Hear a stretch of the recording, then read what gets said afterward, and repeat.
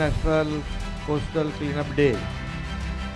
आज सगळ्यांनाच मी खूप खूप शुभेच्छा देतो।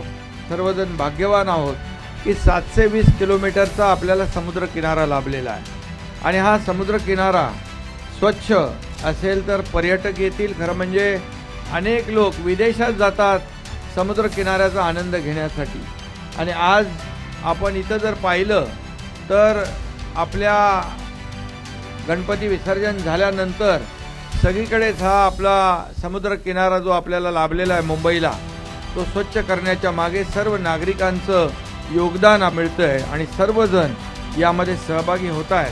मुंबई इंटरनेशनल शहर है और इसमें हमें सभी ने मिलकर योगदान देना है। जैसे रास्ते साफ रखते हैं, शहर साफ रखते हैं, गलियां साफ करते हैं, वैसे समुद्र किनारा भी हमारा स्वच्छ होना चाहिए। ऐसी कोशिश हम सब लोग मिलकर करेंगे।